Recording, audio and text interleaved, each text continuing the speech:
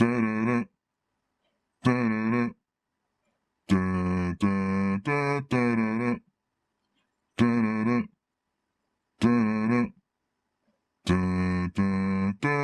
welcome to Unrolled 67. Mike is late. That's Drew across the table from me, and we are joined today by Spicoli, who did not age well. Yeah, man. That's what's up. Oh, man. Yeah, love me some Jeff. Was Mr. Hand really that much of a dick? He still is, man. Or? Still is. Yeah, man. Now, what's your name? It's Jeremy. Jeremy, my name's Jeremy. Okay. Yeah, it's good to meet you, man. Thanks for having me on. Good to meet you. Mr. Jeremy is a very good dude. Known him for quite a few years now. He was a former owner of Barrel Brands. Do you still do anything with it currently? No, man. I retired that business. I was, it had some teeth to it, had some wings, man. It took off pretty quickly, and I was still trying to, unknowingly figure out that I needed to take care of me before I could do some shit outside of me. You know, man, like that part of your life when you get to it and it's like, okay, shit's good, but I'm not. And it took a lot, but yeah, I retired it, man. I had some offers for people to buy it, and I just didn't want to see it bastardized or turned into something silly. So right, yeah, but it was fun, man. We reached and touched a lot of people, met a lot of good folks. Okay. What was Barrel Brands? It was a whiskey barrel aged hair and skin oil, which sounds crazy. But it was used in the tattoo industry. It was used in women's salons. It was used, men used it in their beard and hair. I mean, it was sort of like this, do anything product. I mean, we even got a buddy here in St. Louis that makes boots by hand, and he used it to condition the leather, whenever he was working on them. So it was, it would sit in whiskey barrels for, months to years at a time. It smelled like, just God in a bottle, man. It was good stuff. All the different scents and fragrances. Yeah, man. We had all these different, what we called expressions. So I sort of modeled it after the whiskey and the tobacco world. We actually used raw tobacco in it, raw pipe tobacco in it, different forms to give it different smells. But it was also antibacterial, So like on the battlefield, what a lot of people don't know, like back in the Civil War, they would use tobacco to pack wounds. Right. Because it would fight off infection. Really? Yeah, man. So that was the thought. You put it in there and it was twofold. And I didn't realize it was going to work so well, though, man. Like I had photographs that these moms and dads would send me of their kids that had different forms of skin conditions, and this shit was like healing their kids. And then all the way up to this gentleman, this old Army vet I know really well. This guy Eric, he had lupus, and lupus causes the skin to make create some chaos on the skin. And he was using it, and within weeks, man, his skin started healing up. He fucking went back to work, and it was wild. And I can't say that I never want to do it again, but I sure as shit wouldn't want to do it solo. Oh no. Man, it was like when you wear all the hats, it's too much. Well, I remember when you were doing it. I feel like we had a discussion about you wanted to open up a whole kind of a men's or a shopping area, didn't you? Yeah, so I was working with a local community on the idea of using TIF funds to demolish this old building that was used as like a crack den, and setting up a concert space that had shops around the top and the bottom, eating establishments. And we were all on board, but honestly, man, my head was fucked. I hadn't dealt with military traumas, which were actually covering up childhood traumas. So there was no way I could even fathom doing that. And also, my headspace was such that was more I think there was some shit in there that was I don't deserve this. Right? A really fucked up way to be. Like your success, you didn't feel Didn't deserve it. Didn't deserve it. Who am I? A lot of imposter syndrome, a lot of just a lot of being in my own head, man. Really getting in my own way, stepping on my own toes, so to speak. And it was the greatest thing for me because it made me realize how in my head I was. It was the precipitator for growth and healing and turning into a man and stop living as this little child, my inner child or my ego, if you will. And it really showed me okay, you can do some shit on your own. There's your proof. Now get up and go do something that you really want to do. And so that, that moved me, that motivated me to to shut it down, which is wild, you know, but it was just something that had to be done.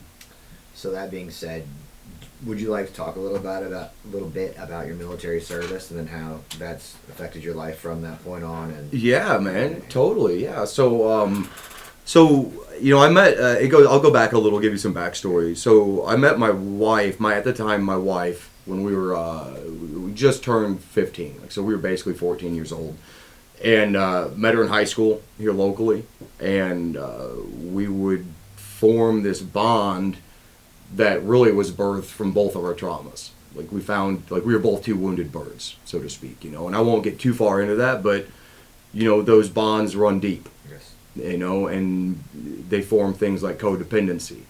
And so that grew into us wanting to escape. We wanted to get out of Dodge, right? And so I thought the only way that I could do that a year after graduating high school, because I hadn't applied myself, I was bored as hell in school.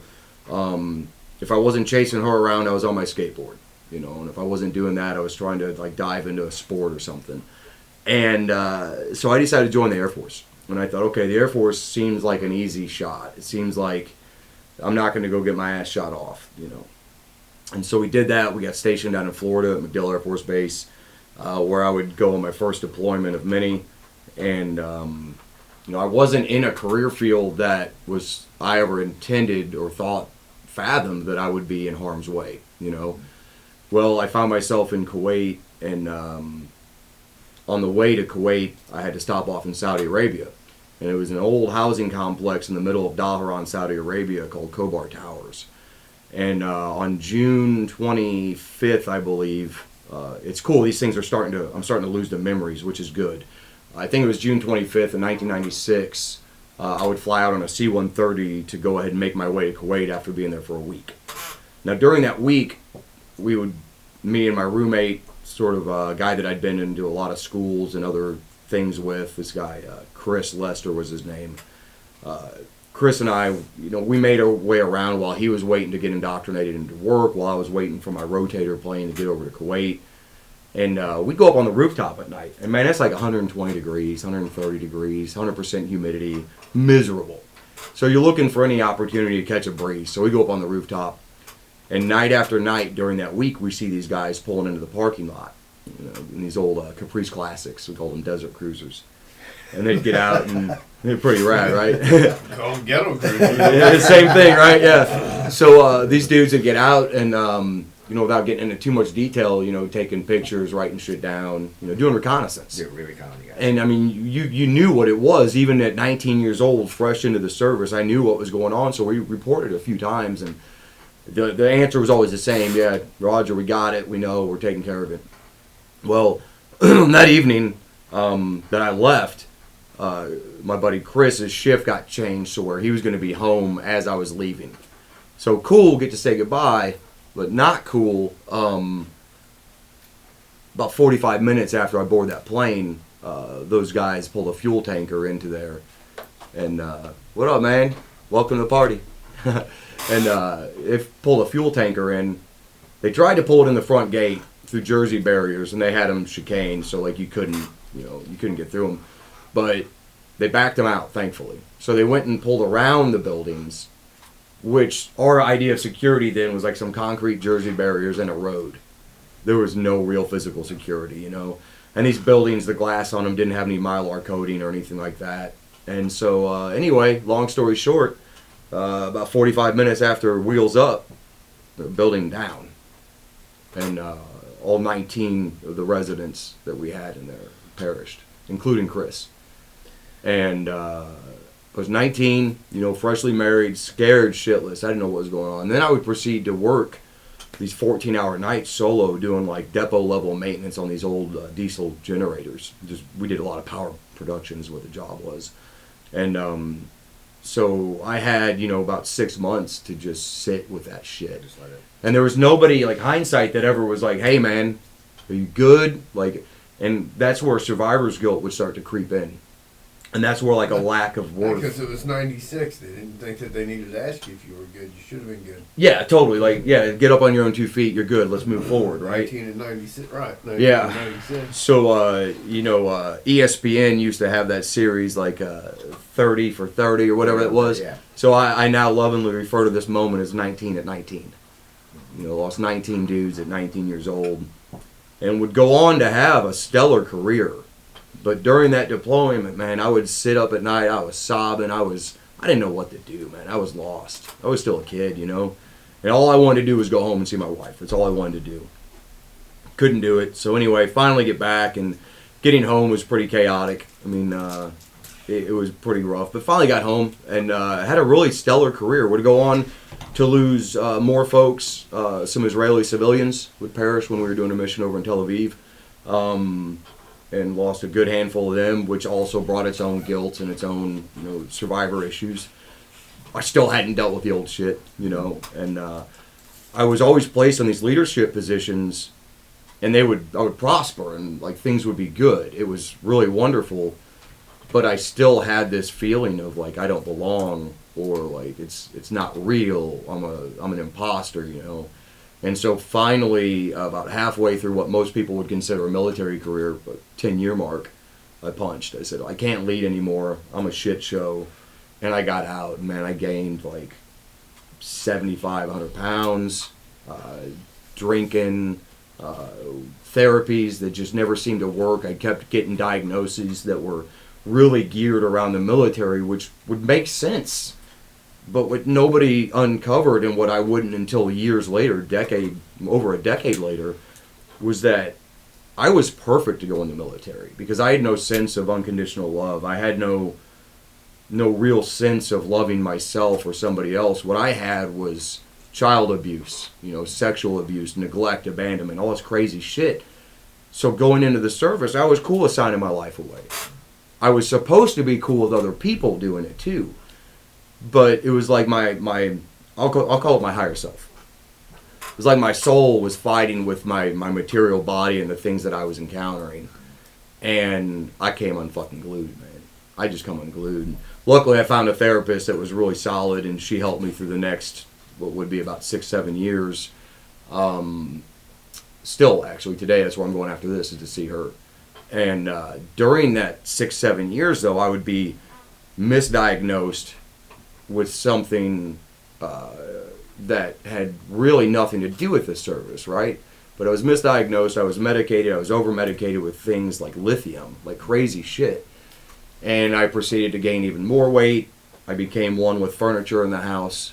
I didn't do much other than just drown myself in... I can see that on lithium. Yeah, bro, yeah. It's heavy shit. It was real heavy, man. And I had no idea what I was getting into. And everybody in my environment, including my wife, were like, this is what's wrong. You got to do this, you got to do this, you got to do that.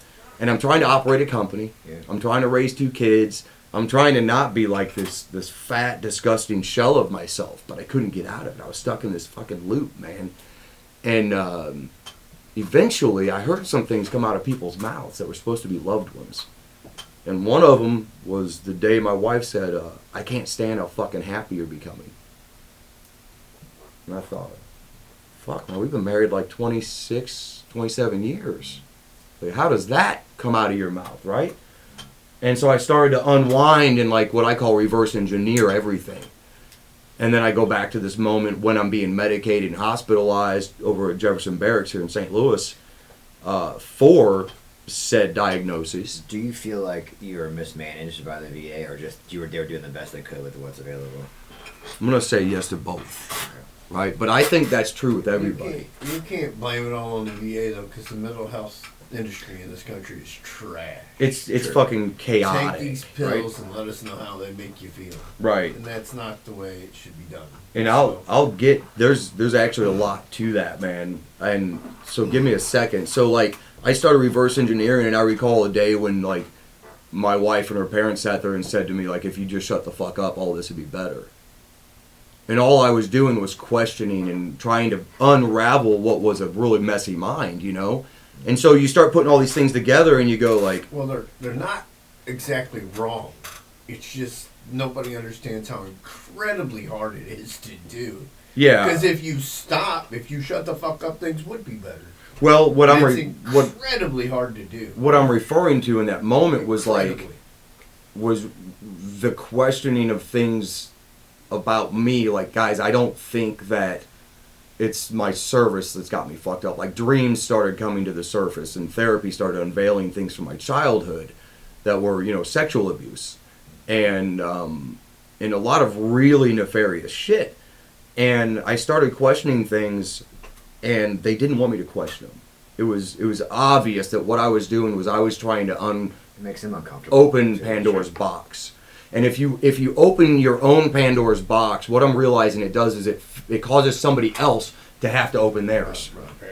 And our defense systems, our mechanisms, our egos are so fucking well built by this time you're 30, 40 years old that you don't even know that you're doing that.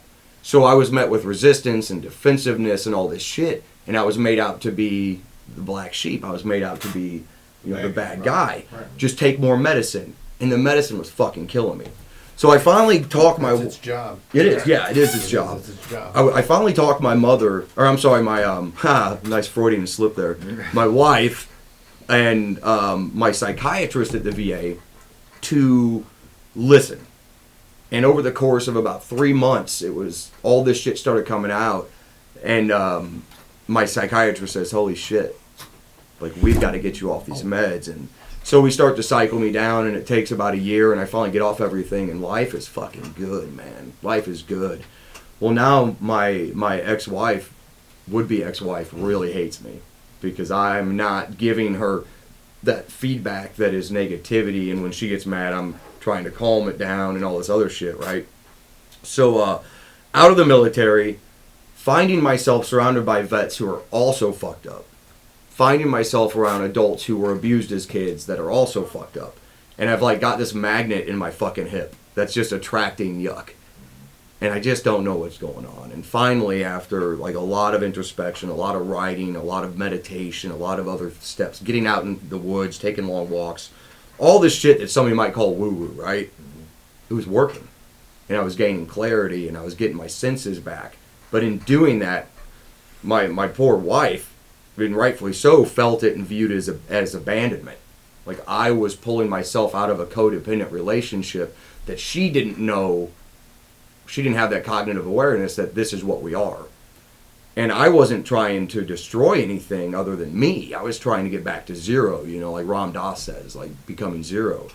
And in that, lots of chaotic shit happens. I get my kids taken away from me, get some false accusations leveled on me, felony rap, all sorts of crazy shit. But I'm here to tell you right now, man, I am thankful for every fucking bit of it. Yeah, Every bit of it. No. I have weaned down with the help of the VA, and everything got down to zero. It is remarkable to see how my life has blossomed and how things have grown. Like, you would think, oh my gosh, divorce after 27 years, had your kids taken away. No. That ain't my shit to control. But the shit that I can control, it's gotten beautiful, man. If you mind me asking, what kind of therapies did your therapist use with you to progress you through this? EMDR, tapping, some past life regression shit. What is tapping? Tapping is basically finding left and right parts of your body to tap on simultaneous or alternating, right? Like left, right. And you do it while you're discussing something, let's say very happy, like a really beautiful moment. What you're doing is you're getting the left hemisphere and the right hemisphere of your brain and body to start communicating again. No, because you're activating both as you tap. Yes, sir. Yeah, definitely. Interesting. Yeah. I don't know what EMDR So is. EMDR is it's eye movement desensitization and reprogramming. Yes, sir. Yep. It's the use of particular eye movements to basically what it says, desensitize traumatic memories and reprogram your brain. And it's the same thing. It's the left and right hemispheres. So a little sidebar, something that I do with my work now with veterans, which we haven't gotten to, is neurolinguistics. So this all ties into what you say, how you say it, how often you say it, congruity between, if you say no to somebody or yes, your body is telling the truth, your mouth is lying, right? Body language will tell you more than what human speech does. And how you figure this out is like the eyes will move to the left or to the right based on if you're trying to pull a memory or if you're trying to form a new story. Not necessarily lying, but you don't quite have all the pieces. So your eyes are looking to left brain, logic, reason, like proof, denial, all fear, shame, guilt. The right is creativity, love, music, art, like flexibility, being the water, if you will, right? And so when you realize that, like I wore my watch on my left wrist my entire life. And I'm speaking to this lady, this professional in linguistics and a lot of other things that people would consider crazy. And she said, Jeremy, you're still fighting between logic and like love. Like you need to get more in touch with your feelings. And I said, well, I'm like the most feeling guy I know. Like I'll cry watching a fucking Tide commercial. Yeah. Like what the fuck? I don't want more feelings. Yeah. And she goes, no. That's a confusion of the feelings in the sense that she was, do me a favor and put your watch on your right wrist. And I was like, what? What are you talking about? Well, first, exactly, it happened this way, man. I broke out in a rash. Like my body didn't know what to think of what was going on. And I broke out in a fucking rash all down the right side of my neck, right? And this went on for a few days. And it was weird. It was like driving on the right side of the car. But I forced myself to do more things with my right wrist. All I did was made my head and my body go over here more often. Life got better. Like the proof was in the pudding. Like more clarity came, more letting go came, less emotion actually came from getting in touch with my feelings, which sounds silly, I know, but being a 46-year-old man who had always just covered everything up with trauma and yuck and logic, right? Just those shifts got me to stop being so emotional. And I would just feel things, and now I can think about some heavy shit and go, all right, man, cool. Yeah, that's a fucking page in my book. Read it, cool. I might come back to it, I might not, So then I took that little lesson, and then I was speaking with a veteran group one day, and I said, guys, every day when you put your pants on, which foot goes in first? And I mean every one of them, left foot. I said, what if I told you tomorrow to forcibly put your right foot in? So they come back, like, that was wild. That felt so foreign. Like, all right, which shoe did you put on? Well, left. Put on your right shoe first. It fucking does something. And I'm not a scientist. I'm not a therapist. I'm nothing like that. I'm just a dude that made it out of some shit. It changed my life, and it started to change their thoughts. Right? Just thinking about it seems weird. It does. Like put my right foot in first. Yeah, no, it does. Yeah. Because... Well, what happens if you do it the opposite? Because I put my right leg in, my right foot in first. Well, that's what I do first. You do it the opposite. Try it. And you come back and tell these guys. Because what I would imagine... Now, I'm not that guy. I've only done it the other way. I think that's the way I do it anyway. What I would imagine... I have to sleep every time I do it. So. What I would imagine is that you would start turning on more scheduling in your life. You would start turning on more... Oh, I don't need none of that shit. See? See? That's what I'm talking about. See, I was what they would call a disciplined man in that I kept to a schedule. I kept to a regiment. But that superseded everything else. So once my left and right hemispheres of my brain started really getting congruent with each other, and one wasn't trying to protect the other one, I started making agreements with myself. And I said, all right, creative self, like you like to draw, you like to write music, you like to perform, you like painting. Are you willing to create a new scenario where all that bad shit can now be viewed as good? How can you take being raped at 5 years old by a family member and then other people repeatedly and use it for good? Well, most people, and I know this because I deal with them every day, the first thing out of their mouth is like, fuck you. Like, that was some disgusting shit. Touche, you're right. Now, how do you use it now, though? How do you stop it from being a badge on your jacket that says victim and use it for something that's going to propel your life forward? maybe help save other people too. There you go. And what I started realizing myself through a lot of help with people, and like I said, meditation and therapies and tapping, EMDR, all that shit was, wait a minute, there's a reason why people have been drawn to me. Because they were touched by trauma too. And they see something in me, they hear something in me that says, there's a light there that I need to be paying attention to.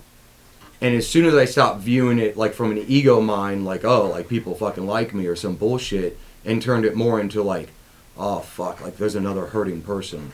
Like it taught me to sit down and just listen. Like I'm not going to give you the answers. I'm not going to tell you anything more than what I did, but then let's let you find your voice in the truest sense. Through good questioning, you come up with good answers for the first time. So if somebody was to take somebody that's been abused or neglected or abandoned or whatever the thing is, whatever the soup of the day is for us, and say, okay, now let's start writing down every day what we're grateful for, what we're thankful for.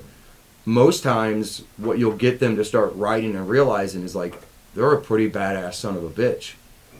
Like they had to be. And the way I know that they are is because they're here today. So then you have to go inside and say, okay, well now let's get rid of that ego. Let's destroy it by saying thank you to the ego. Thank you to that wounded inner child for making me a badass and so resilient. Making me swing for the fences every time I just perceived I was being backed into the corner. Now let's thank them, tell them to set it to the side. It's my job as an adult. I got you. We're going to move forward now. That creative side is what allows you to do that. When you enable and empower that right hemisphere and that creative side of your brain, what you're doing is you're changing your world. And in the truest sense of the world, of the word, when you do that, you're changing the world around you, because now the people that come to you actually get help because they help themselves. The people that find you on the street, like, man, I'll be at a gas station pumping gas in the middle of the winter. This just happened. This old man approaches me and just starts unloading about some shit. And we stood there for 30 minutes in the sleet and snow, and I'm freezing. I'm thinking, like, come on, man, like, what's going on? And come to find out, he's a Vietnam-era Navy SEAL that has never even attempted to touch any of his shit. Oh, they're from a different generation. Totally different world. Like, you did not get, you were not allowed to face your demons. And let's remember that those dudes came from World War II and Korean vet families. We're just talking about layers of veneer on layers of veneer on layers of veneer here, if you will. So who really joins the fucking military and law enforcement? Is it patriots? Or is it wounded people that were never helped, so now all they want to do is help others, and they don't even know how to help themselves? Right? Yeah. I mean, really, if you unpeel that nasty, rotten ass onion, we are surrounded by people who are hurting every day. I don't care how well you think they got their shit together. We all come from some form of shut the fuck up, or else this strap of leather is going to wrap itself around your ass, or this fist is going to hit your jaw. All these things that make us, like, we're sold this bum bill of goods as we get older, like you're a man, just stand up and take it. But when you realize that, like, if you do that to your kid, they're going to end up in the same fucked up stew that you grew up in. And that shit hurts, thinking about, like, potentially causing your child the same suffering that you had, right? And I'm not here to say that everybody in the world has had some crazy shit like I did, but we all have something. Okay. And we all, like, hurt people, right? So, like, you can't possibly be a good, and I don't mean good, you can't be the best version of yourself if you haven't dealt with your shadow or your dark shit that follows you around. You have to say, yeah, man, I'm fucked up. Why am I fucked up? Do I want to do something about being fucked up? And it takes years. It takes a lot of discipline, you know? But a new kind of discipline. A discipline in saying, like, I'm not going to say shit in this conversation. I'm going to listen. A new kind of discipline that says, you know what? I chose to eat a pizza last night, and it made me really happy to have a beer with it. I'm not going to beat myself up about it. I made that decision. So I'm good with it. I'm not going to do it again for a while. But that's also a discipline, right?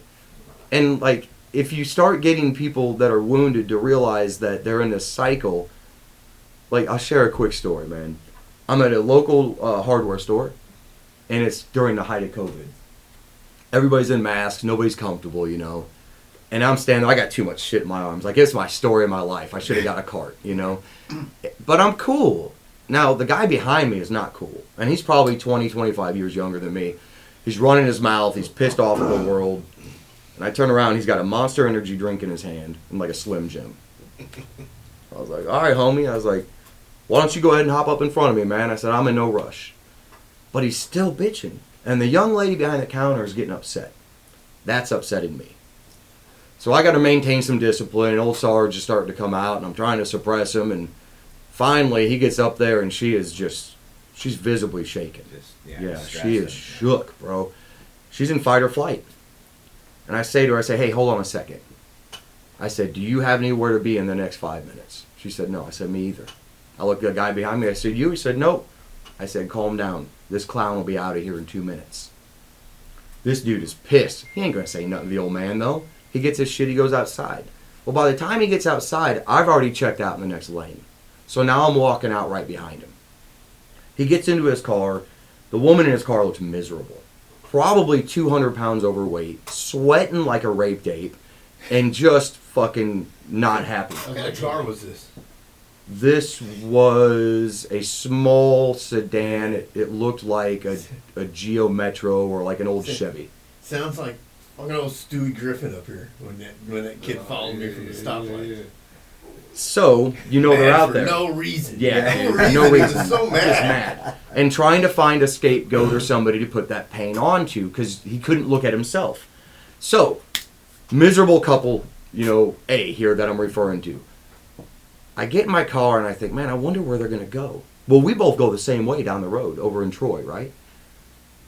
Where do you think the next parking lot was? Which establishment? Walmart. We don't have one there. Oh. But that would have been a good guess. No. More fundamental. The kid had a Monster and a Slim Jim and was pissed. Right. He's angry. The next place he pulled into was fucking McDonald's drive-thru. So, does the food that we eat absolutely not fuck up our gut brain or our gut biome, which then creates bum signals back up to our brain? Those energy drinks are fucking poison. They are. They're pure poison. As is the burger, as is the soda, all of it, right? I mean, you could eat the burger occasionally.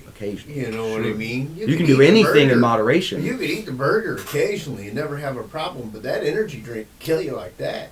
Well, check this out, man. So now all it takes is just the wrong day for whatever you got going on, and that energy drink take you out. Yep, that sure burger could. can't do that.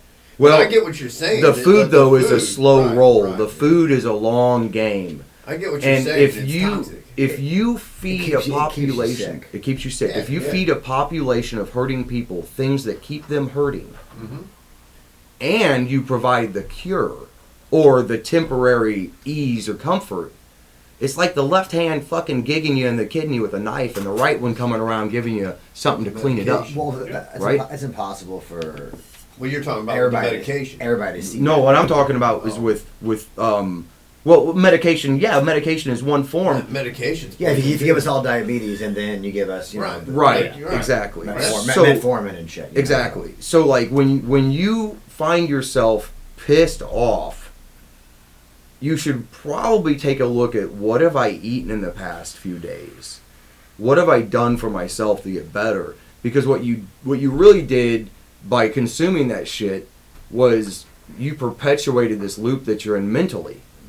So your brain isn't getting the right signal. Your brain isn't saying the right things. Your interpreter is fucked up.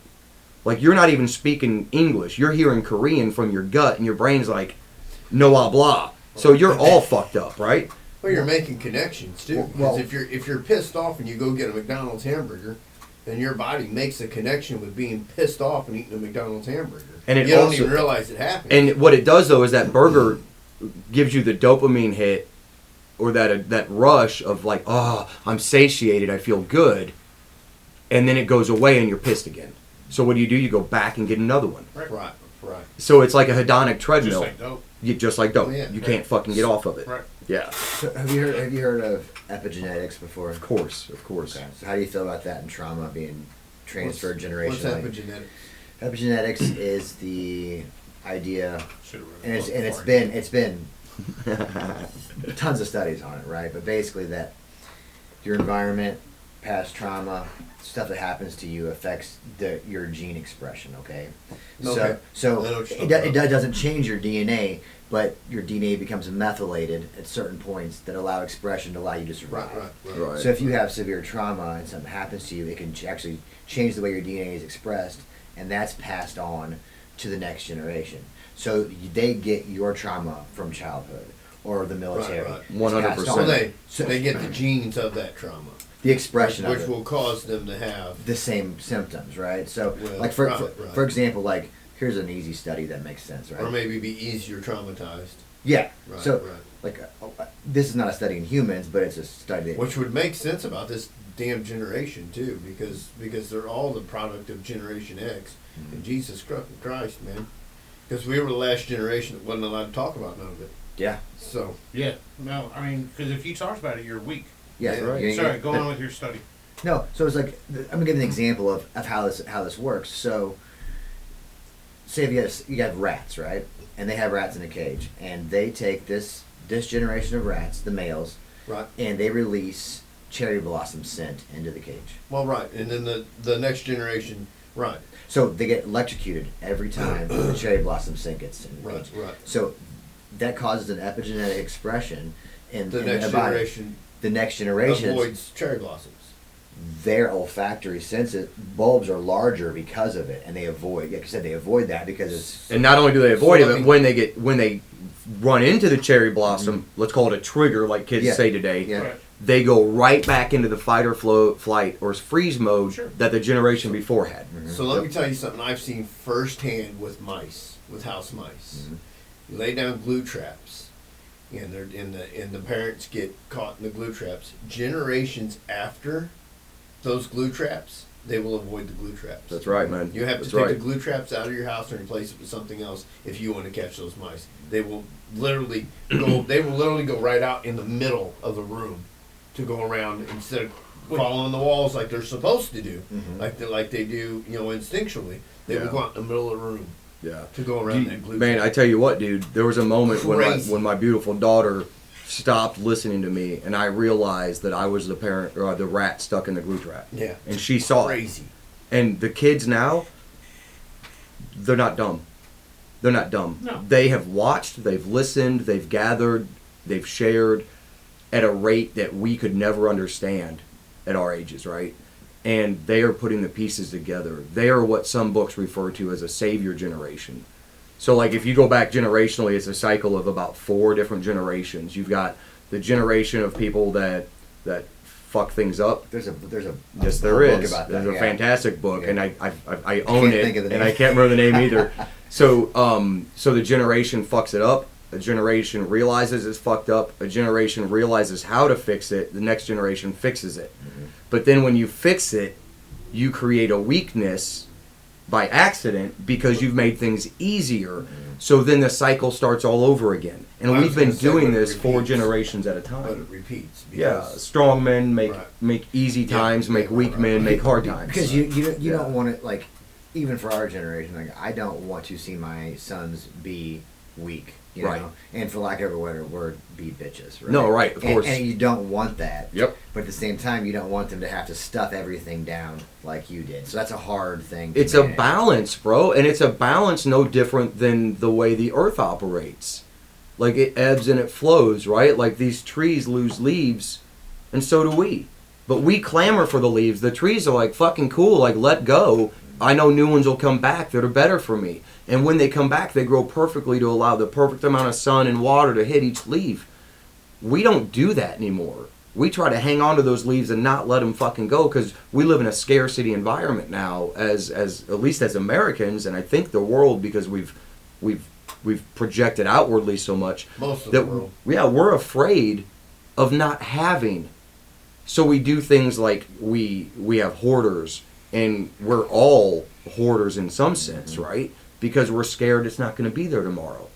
And then everything you see on the fucking news or hear in the media is more scarcity. Like the sky is always falling, and it perpetuates the same cycle. Well, but they do that on purpose. They do that for the same reason you go eat the freaking cheeseburger. Exactly. Now that's Because the they're drug synapse. dealers. That's the synapse that needs to be made in the world brain right now. Is as you feed yourself things from your ears and your eyes, Right. it does the same thing that feeding the bad shit into your mouth Sure. does. Well, Right? well, no. I mean, I'm saying the media's a drug dealer. They're drug dealers. Totally.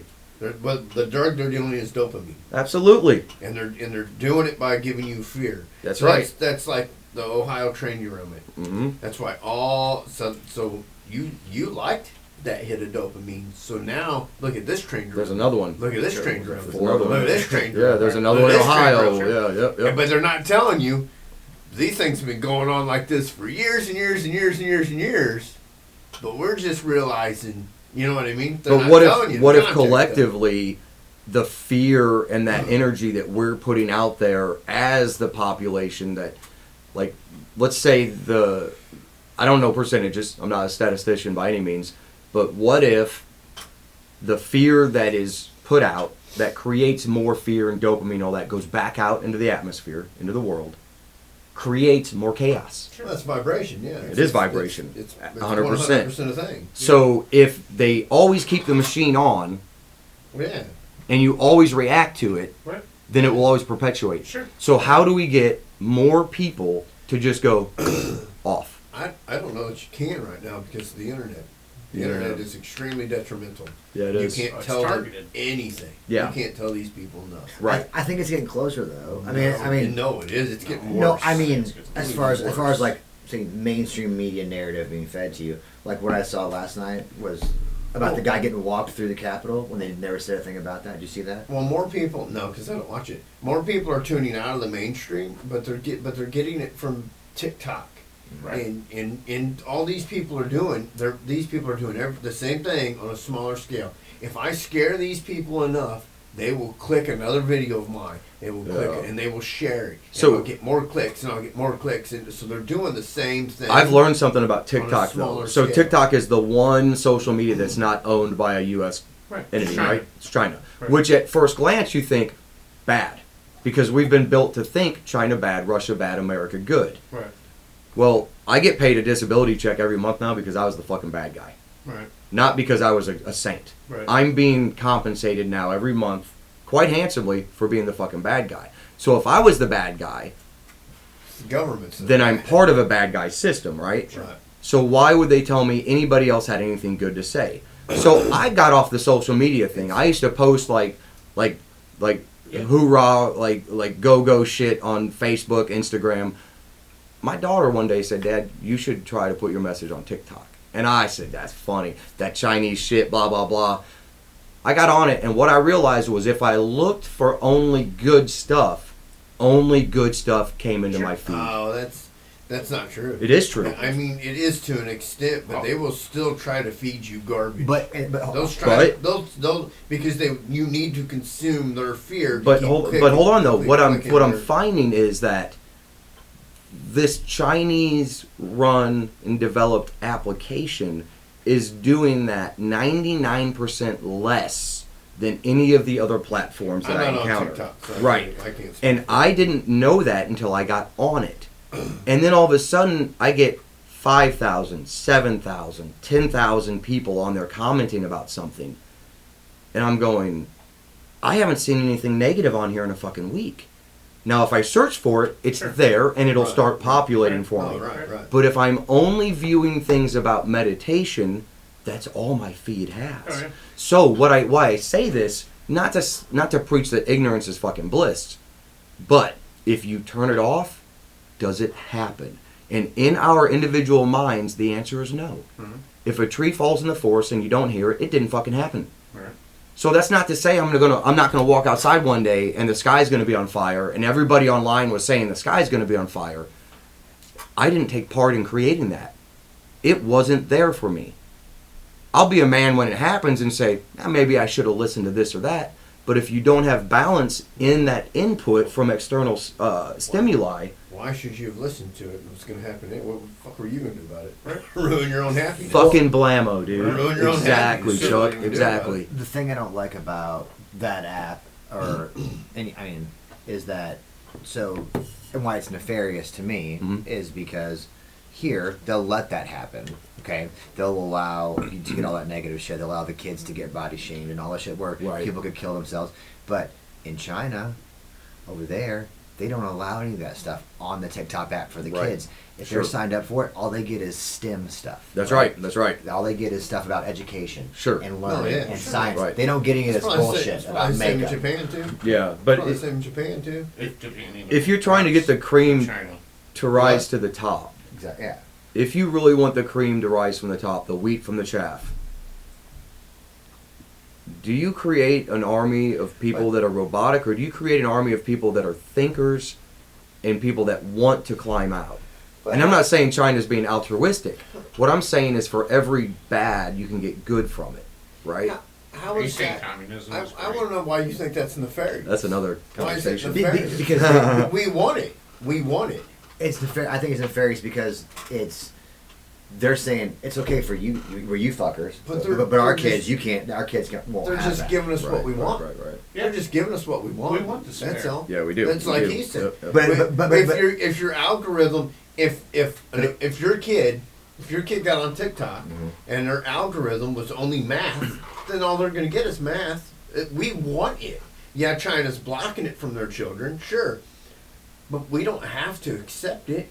They're just giving us what we want so that they can. I mean, it's greed. It's all greed. Yeah. They're just giving us what they Yeah, want it so they is, can make though. that money.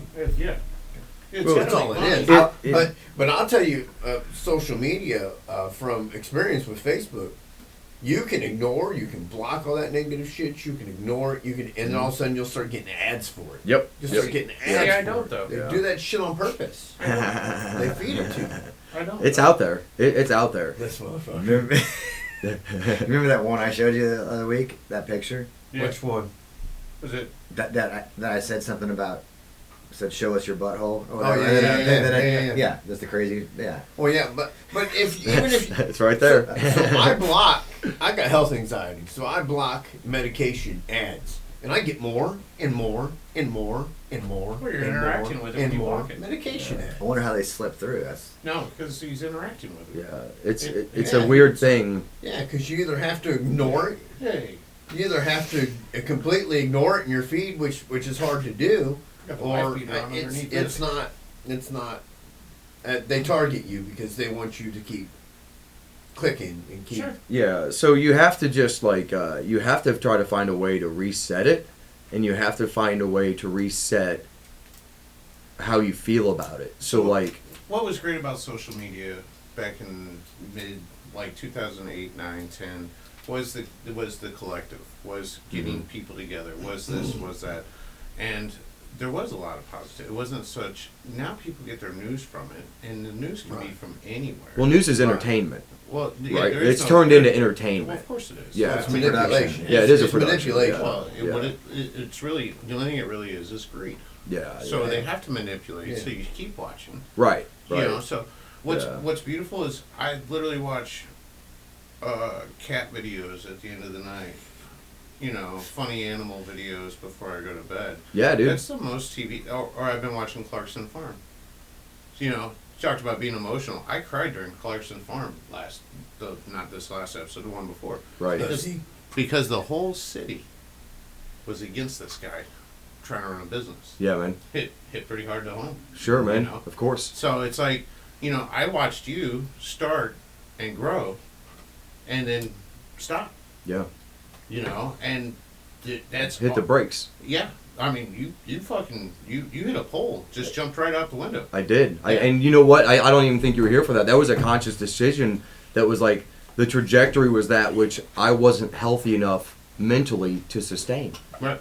And instead of like watching it, like dragging it through the shit with me, Mm-hmm. I said, let me turn this channel off. I'll get myself better. And then let me figure out if I want to do this. Right. Right? It's a lot, that's a lot of entrepreneurs. Yeah, man. That's a ton of entrepreneurs have that same thought all the time. I literally I was late because I'm getting a quote on a new front door for one of the buildings, right? Mm-hmm. And that guy's literally breaking down to me, like, the misery where he's at in his business. We do that quite often. I mean, I do that quite often. Fuck yeah, we have to. Yeah. We have to find people to hear us so there's validation in what we're saying, Well, right? and that's what we're looking for, right? It Like, is. I'm super broke. I like finding other people who are super broke. Now, what do we do to get around it? That's right, man. What do we do to get out That's of right. it? It's not. You know? It's 'Cause not going. I'm sorry. Go No, ahead. yeah, no. So it's like, you know, I like having these conversations with these guys, but now I'm like, you know, it's like I do this beautiful thing. I ignore the whole world. Yeah, man. I worry about my world. Yep. You know, so I don't watch TV. You Yep. know, I post on social media because it's marketing, it's free, Mm-hmm. and then I move on. Yeah, man. You know, and then I don't care what's on social media ever. Right. I do. You know, I'm on TikTok. I have 50-something thousand followers on TikTok. Right. I fucking hate TikTok. I hate all of it. I hate everything. Yeah. You know, I do like scrolling through TikTok. I got lowriders and, you know, and boobs or whatever, you know. Sure. Yeah, man. So, what, you know, whatever's on there, you know. Yeah. But I don't get negativity on, but I'm not on there. I don't scroll. I can't. Yeah, it's it can become the next thing that's providing validation outside of yourself. Oh, yeah, because Right. we're all, we have this fucking ego. Yeah, Every dude. one of us. Everyone, and that ego can be ripped apart and then rebuilt just as easily. Oh, sure. Or like even easier. Not like it's easy to rip it apart, but you know. And earlier you said something. We were talking about the transfer of energy and like past traumas and stuff, right? What I'm afraid a lot of people don't realize is what's the number one thing that we do as humans for validation?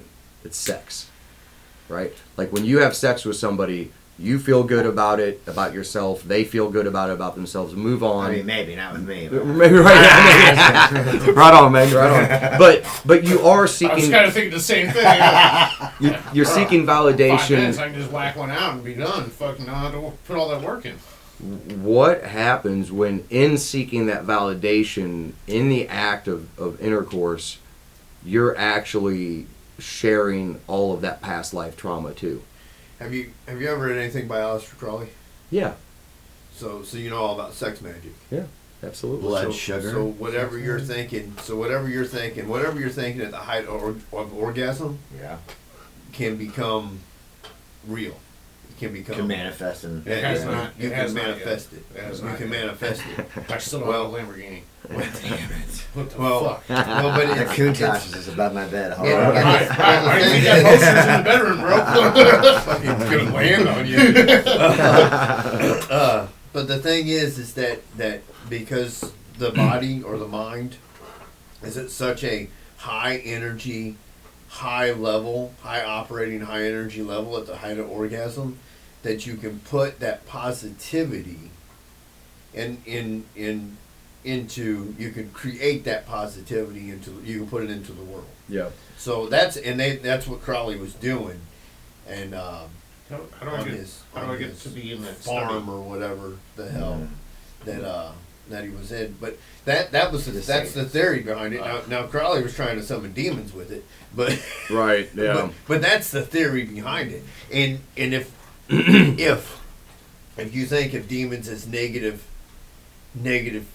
beings, then it was probably and you believe that it can happen. Which why couldn't it happen? Because we're all vibrations, we're all energy, we're all positive, negative bound. So why wouldn't you be able to manifest the positivity? Well, it's just like when you have what some might call psychosis or mental illness.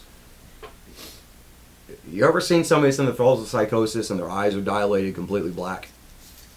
Like, they look like they're possessed. They look like they are possessed because they're fucking possessed, dude. I mean, Because they're fucking possessed. So part of my volunteer work is working with people that are wounded in a way that they're on the brink of going to the hospital, jail. Their families don't know what to do with them. Bro, the longest one was 3 days. I sat with a woman for 3 days. And finally, she came to be able to get rest and sleep. And it was the most brutal thing I've ever seen. And it was not psychosis. There was some horrible demonic shit that kept coming to the surface.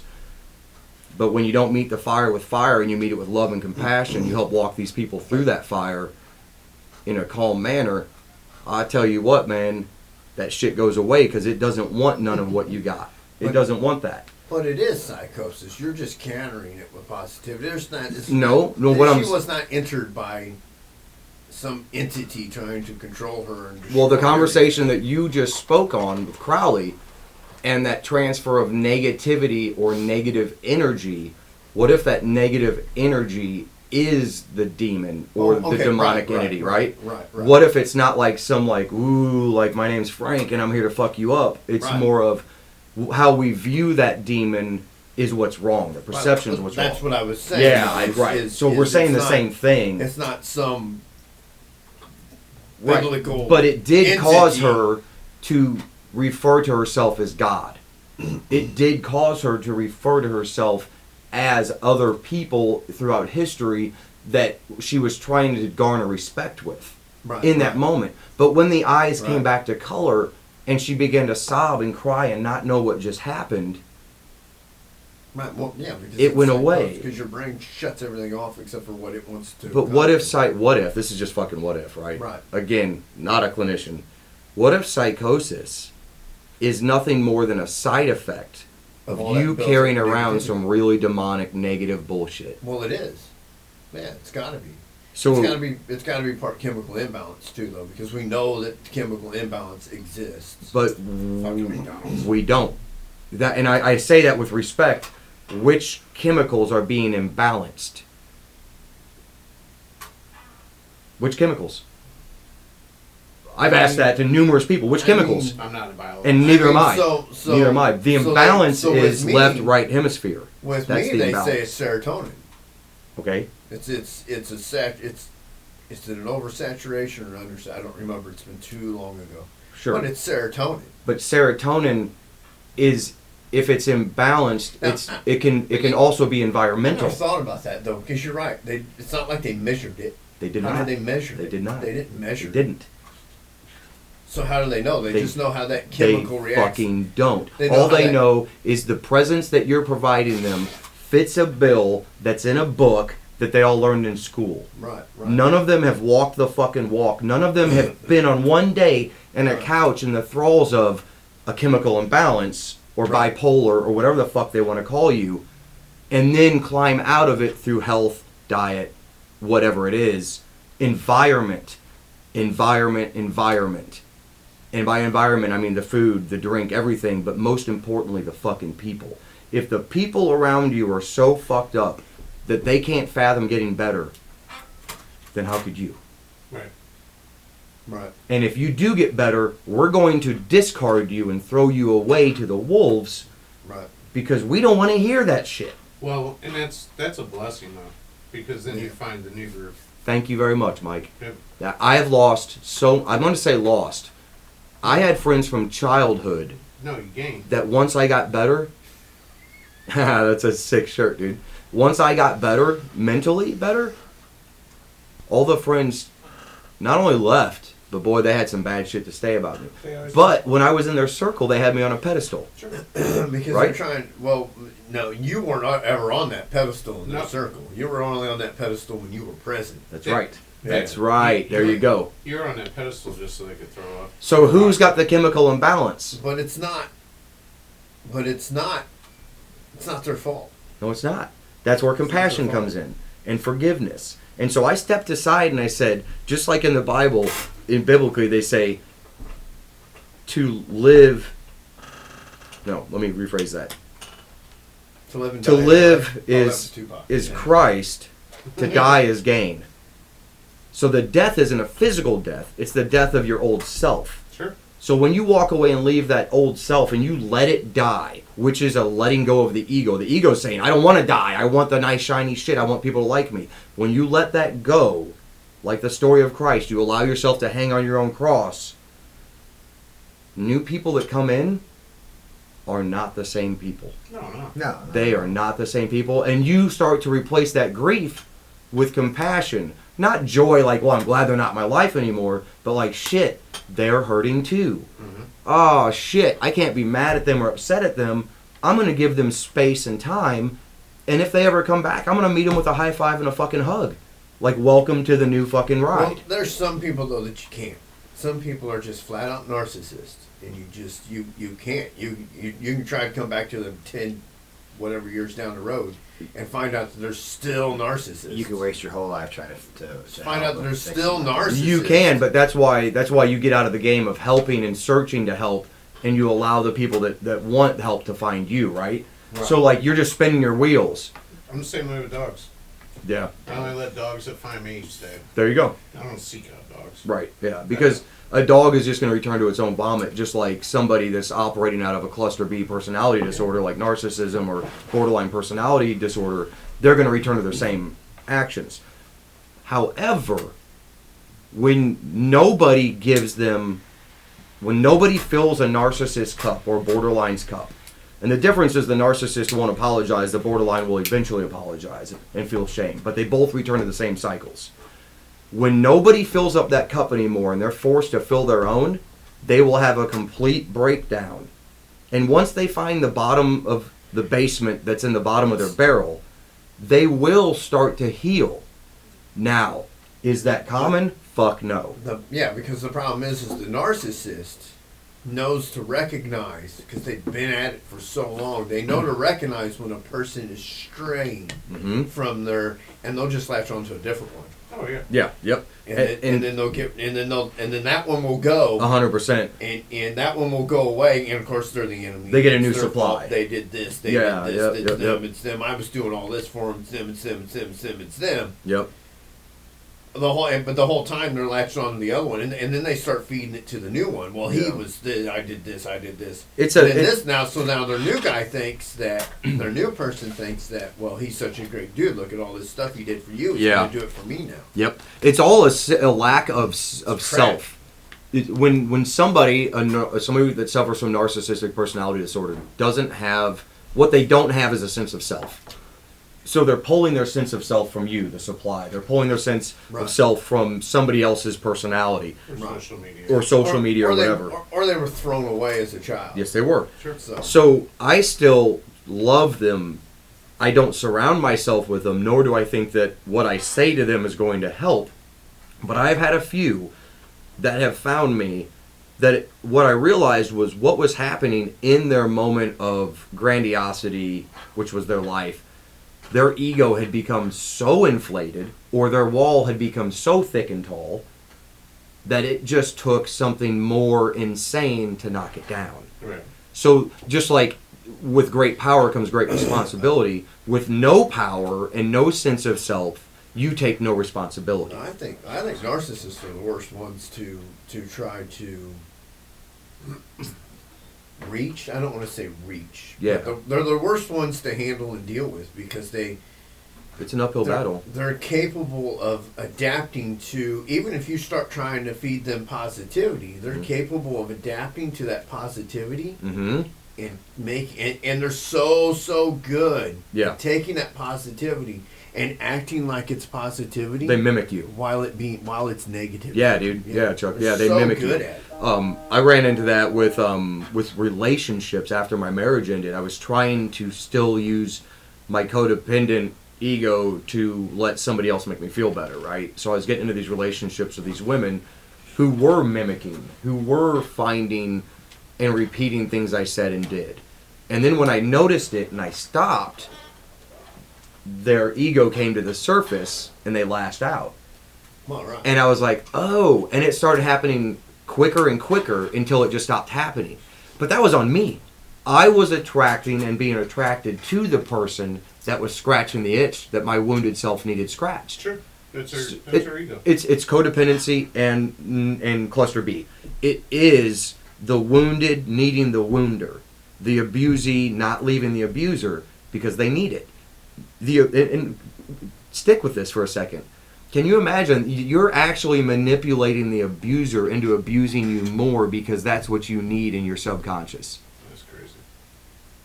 Why do you think people don't leave? Why do you think women stay at home with men that are just kicking the fuck out of them? Because they need it. Because they're not comfortable with not getting the shit kicked out of them. So they stay. That would explain why they move on to people that kick the shit out of them. They attract what they are. If you're a doormat, you attract the guy that needs a doormat. If you're a strong, capable motherfucker, at first you're going to attract people that don't know it. They're going to think you're still a doormat. But after a while, you are going to repel them. There are rooms that I walk into now, when I don't even know people, they fucking take off. They're gone. It's not me. There's an energy that surrounds us, and it's proven it's, a few feet out in all directions, that when somebody meets it with a different magnetism, an opposing, they know it and they leave. So just like we attract shit, once you get golden, you attract gold. Right. You really do, man. You really do. Like, when I started my company and I started finding my inner gold, so to speak, I found people like you.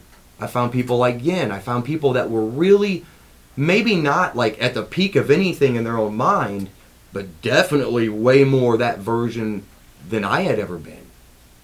And you start to say, oh, I'm going to surround myself with more of that. And it perpetuates. Right. So as the energy was coming in, it was being reframed, and it was going back out in the new reframed state. And then new reframed energy came in, and so even better energy went out. And so... You just keep titrating off. Yes, you do, man. You keep fucking growing. And it's like investing, in the truest sense. Not the shit that, not a bullshit investment, but spiritual and personal investment that you can only do for yourself perpetuates more. And you become more abundant every day, everywhere you go.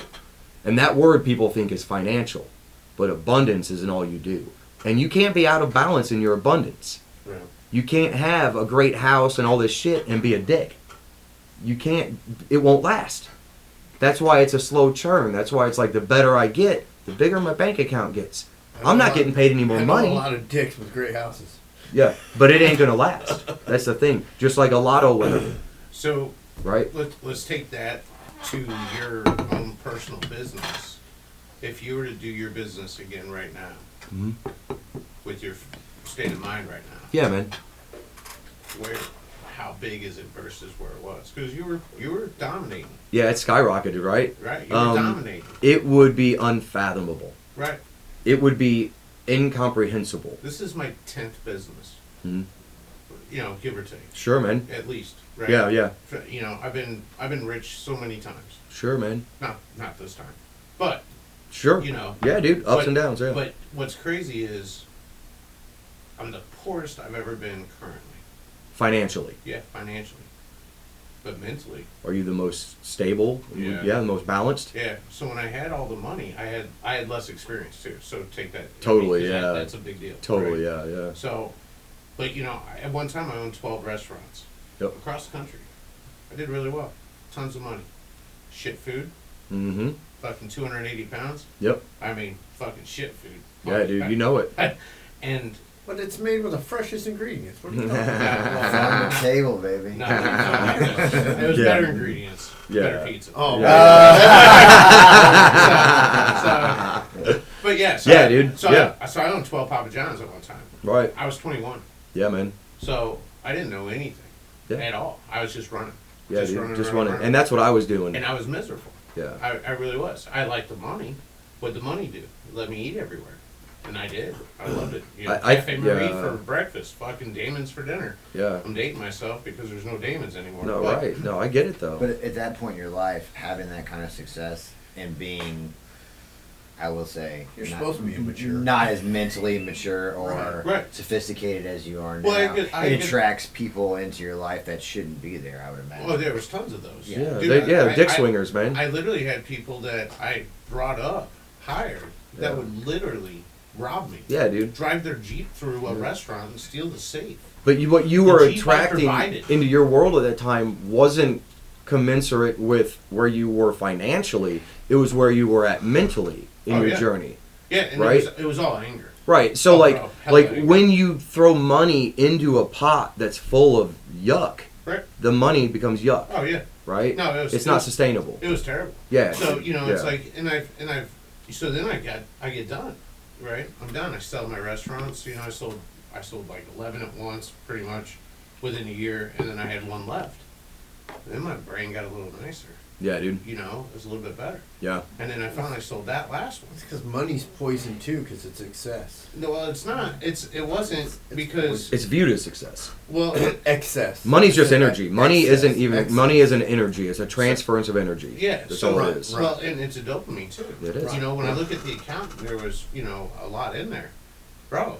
But Feel good, right? Oh, what, sure. Yeah. What I said was it's excess, not success. No, Excess. Right. Yeah. Yeah. And Yeah. anytime you have an excess of something, you're going to have some sort of negative because it's too much. It's just too When's the much. last time anybody here had their last 20 in their pocket and pull up to a stoplight, and somebody's asking for money, and you gave them your last 20? I do it all the time. Me I too. give people money. I do Me it all too. the time. I legit had somebody in my car that was like,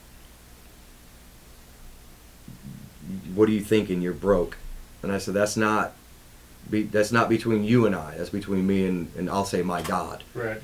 What I do with that. Yeah, And dude. when I did that, what do you think was in the mail waiting for me the next week? A check. Tenfold. Tenfold. All That's the how that time. shit works. All And the so time. the close where I'm going with that is piggybacking on you is saying when you give out of your excess, Hmm. that comes back. The more you give, the more you get. That's right. But you can, like, the moment that you put a hitch in that, you'll feel the reverberations of it, Yeah. right? Like you have to keep going down that path, and it has to come from an intentful place that is true. Right. It can't be like, well, I'm going to give because I know I'm going to get, No. Right. and that's muscle Or you memory, can't be like, right? here's your $20. Yeah, Yeah, dude. Dude. That's Yeah. exactly right. Right. And so I got all on, these kids presents for Christmas. yeah. You know what I mean? Like, Right. On the surface, that Here's gets my you the cash app. likes, that gets you the immediate gratification. Sure. But when that dopamine rush goes away, what are you going to do the next time to get Sure. that rush? Sure. And the next time.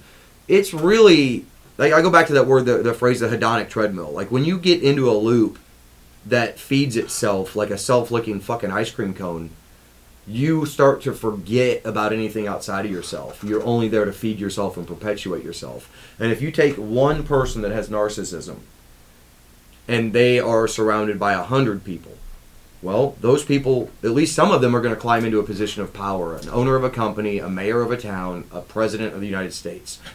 And you attract what you are. So when that person gets into office, they are attracted by more of the same. So I think where we find ourselves now as a nation and as a world, mostly at least, not absolutes, is we are run by people who only think of themselves. Sure. They don't know that they're only thinking of themselves. We're run by people that's going absolutely crazy. Dude, we're They're run all by. going crazy. We're run by we're just pawns. And if We're you take all goddamn it, we're if you just take all the pawns. feelers and all the artists and all those that evoke and emote good things and make them believe that they should still be hurting and they're still victims, you can suppress them through medication, alcohol, and Sure. drugs. Yeah. So when do the burdens stand up to prove to be blessings? And that's what I'm trying to do. Yeah. That's what this conversation's about. Dude. Is getting people that are fucking hurt to realize that they don't have to hurt. And an artist can create a beautiful fucking masterpiece that doesn't come from pain. Right. It's a trap. You don't have to be broken to fix. Right. Right? Yeah, no, there's, I've adapted this thing that I don't lose. And it sounds really egotistical. No, it's right? I know. Yeah, it's just lessons. I have, and then, Yes. so I built a giant building that sucked all my money to put me into this fucking financial fucking shithole that I'm in.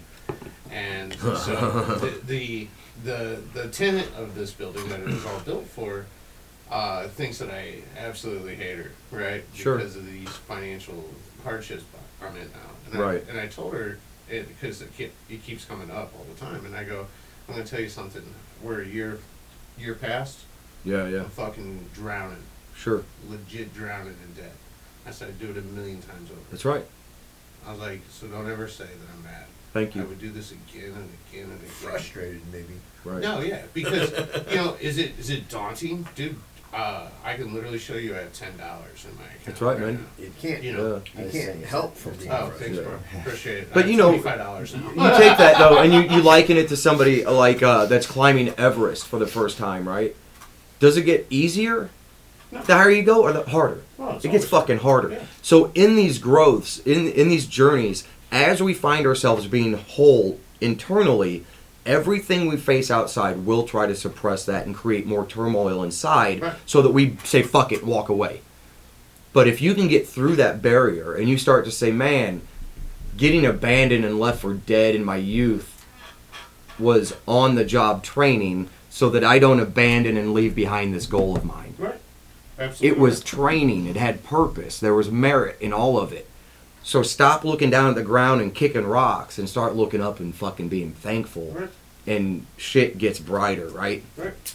Do you think that, with what you were saying earlier, I mean, I'm rewinding a lot. No, it's okay, but, dude, yeah. You know, like, say, codependency with your ex-wife. You're gonna be late. Yeah, I am. I gotta take off in a few minutes. We'll come back and do a part 2 for sure. You know, you guys depended on each other to, like, survive, right? Yeah, dude. So, do you feel like with the leaps you've made, it has made you more be a loner, that it's all you? Or do you feel like you have support, like, surround yourself with people, friends that are important to you, that you found that are actually true and real? Right. At first, it was totally alone. At first, it was like, oh, woe is me. Just take my life now, God. Like, you know. And I went back to, like, the days when I had a noose around my neck in my garage or a shotgun in my mouth. Like, been there, you know. Daughter actually walked out to find me with a noose around my neck. That was pretty intense. Pretty intense. Right. Wouldn't change it. Right. Not for me or her. Right. Because she will grow from it, too.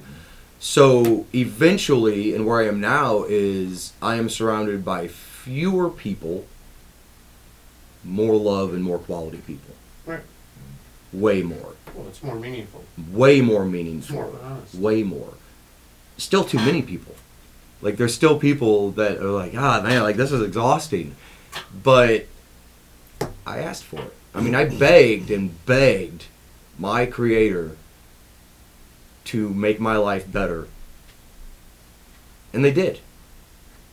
But just like when that cartoon character rubs the genie, or Brendan Fraser in Bedazzled rubs the genie, you know, Elizabeth Shue, and says, I want to be an NBA star. Takes off his towel and he's got like this tiny penis. He's like, shit, no, I didn't think to ask for that. That's a hilarious movie. There's going to be trials It wasn't the genie, she was the devil. amongst all of it, right? It was Elizabeth Hurley. Like, I went through, the last thing I can share, and then I got to hit the road to get to my therapy.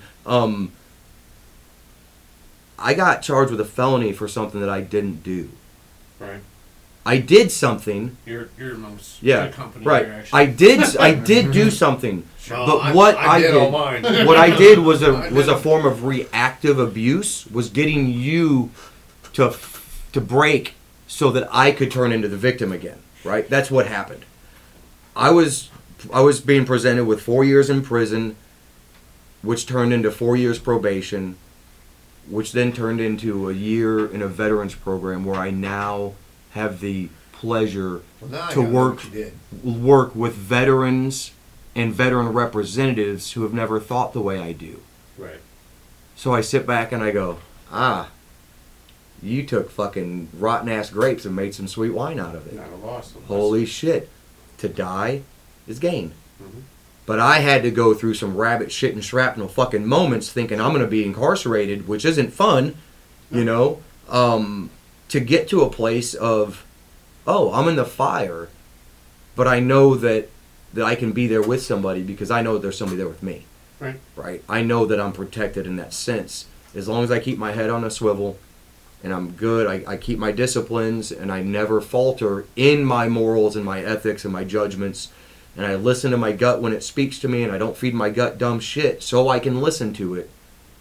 I'm going to keep on this path. You just got to keep going. Keep going, keep pressing, you know? Right. So, That's what it is. Just keep putting in the work. Yeah, so having said that, man, I love this conversation, but I do have to go see my dear therapist. I can't shit in her cereal.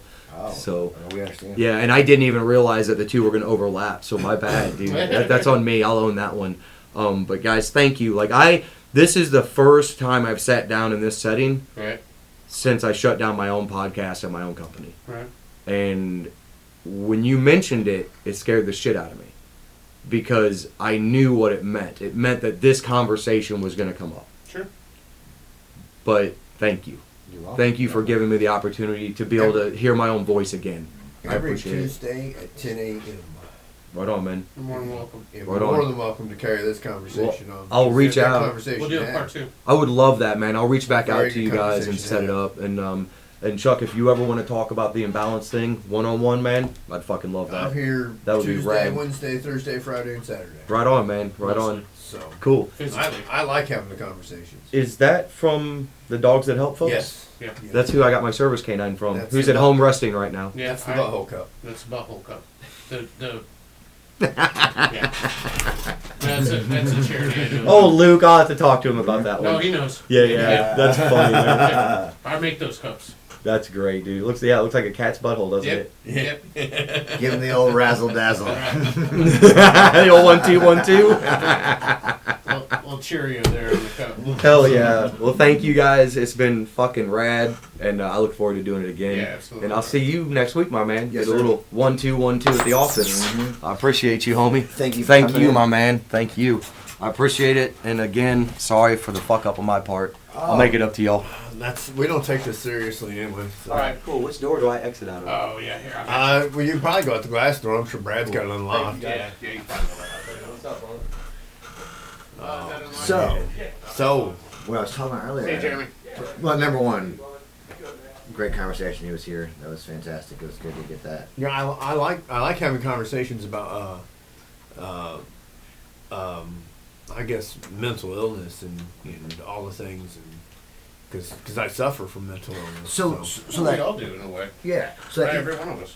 that EDMR thing, he kind of skipped over it, but I'm not an expert on it, obviously. But how it works is, Well, I've heard of the rapid eye movement, or is it rapid eye movement? Yeah, I've heard of the eye movement. I kind of think the therapist directs you how to move your eyes, right? Right. But you're working through that trauma, okay? Right. And but when you're working through it, you're thinking and talking about something positive that you want to bring from it. Kind of like he was saying, like, this made me be stronger and a better person because of this, right? Right.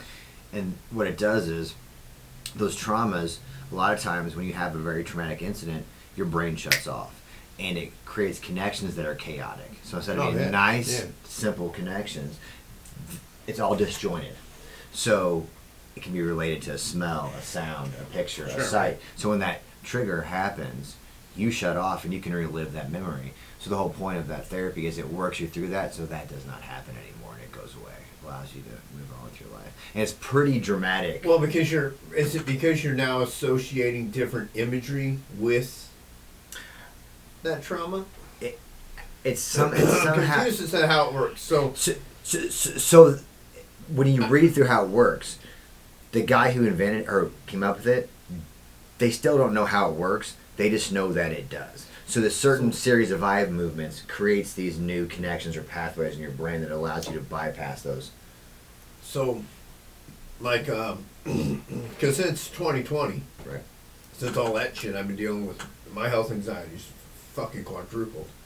And Ginger was actually telling me about micro-hypnosis. Mhm. And so you can go online and they'll give you the rundown. You know what I mean? They'll give you a little bit of it. They want you to pay for it, of course, but they'll give you a little bit of it. And they'll give you enough that you can practice it yourself. So in micro-hypnosis, you project the image that you want to replace what you have. Okay. So is that how it works? I mean, that's what I'm saying. Is that how I remember? Like instead of seeing like a hospital bed and somebody with all the hoses and shit hooked up to them, Mm-hmm.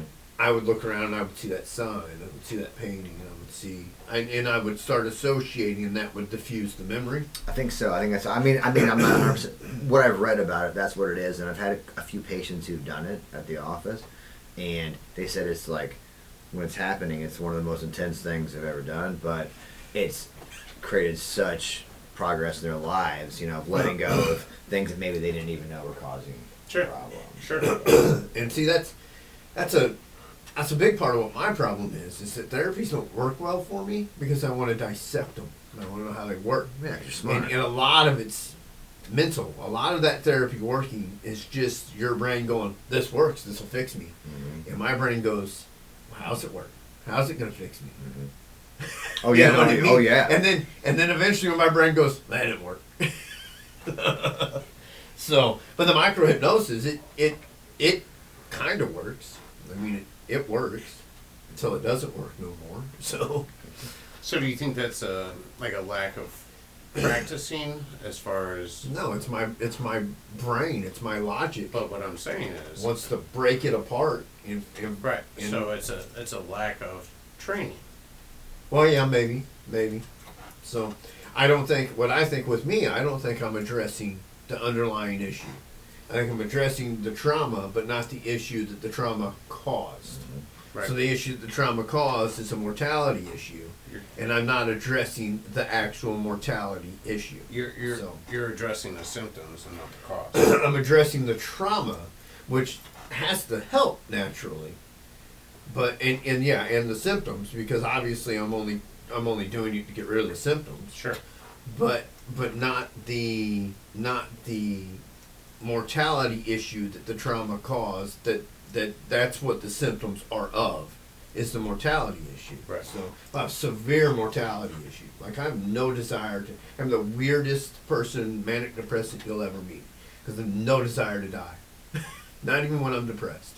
No desire at all. You could see me at my lowest, and I still wouldn't. I've never, ever. I've been in some bad, low spots. Mm-hmm. Never considered suicide ever. I love life too much. You can't have the incredibly good times unless you're going to have the incredibly bad times. True. So I understand that. And when one of the ways and I cause part of my own problem, because one of the ways I address the low times is to go outside and, oh man, look at the sun. Look at all the million things that have to go right in order for you to continue. To be here, and you yeah. just want to end it over one. You know, and you're feeling bad over this stupid little thing over here, and so that makes you fall in love with life more. And it's just caused, you know what I mean? So is it? Of course, like I don't want to die, but I'm not afraid to, because I've been to the center of the universe. Do you know what I mean? And you experience that, like it changes your perspective. So is it that thing, or is it? Or what is it? The mortality part? Because if you've been to the place where you go, no desire, and having no desire means that that's going to build fear. Well, yeah. Well, I don't think anybody. I mean, of course, there's some people who like don't want to be here and they want to die. Right. But I guess the fear would be maybe for like some people it's the unknown of what's going to happen. Well, I mean, the unknown's there because I don't subscribe to, you know what I mean? Yeah. But at the same time, it's not really unknown, because no matter what, it's just not this no more. Yeah, you know what I mean? It's energy, you know. If there's nothing there, then why is that something to fear? Because I won't even know. Why is it something to fear? You know what I'm saying? Right. So I mean, it would be great. It would be great to believe it's going to be a party. You know what I mean? It would be great to believe it's going to be a party, but it can't even be a party. So, you know, the brain kicks in and tells you, well, how's it going to be a party? But, you know, all these people that you miss that are still alive. Like, I've got a buddy of mine that I grew up with, man. He's my brother. I miss him. He's still alive. He's just not. He's just in a hole. You know what I mean? And you can't go around him because he's in this hole and you can't pull him out of it. Can't say. And you want to try and pull him out of it. And it just causes you grief and pain. I miss him, man. I miss him all the time. But so you got to realize that even if they sell you this big party at the end, it's not going to be a party. He's not going to be there. You told me he's not going to be there. Right. Yeah. Well, yeah. See, so I'm not talking about the but selling I'm just of religious saying things. But that would cause. But if you could believe in that, yeah, then the fear would subside naturally. That's why people want to believe in it so bad. So I don't. The reason why that doesn't bother me is because when you slingshotted yourself, you're at the center of the universe right now. Right. Yeah. And you slingshotted there, like there's nothing to fear. Like it's like. Yeah, but the problem with that is, and everybody will tell you, even if the biggest proponent, the most famous proponent of it, Rogan, he'll even tell you it wears off. You don't keep that mindset forever because you fall back into the trap.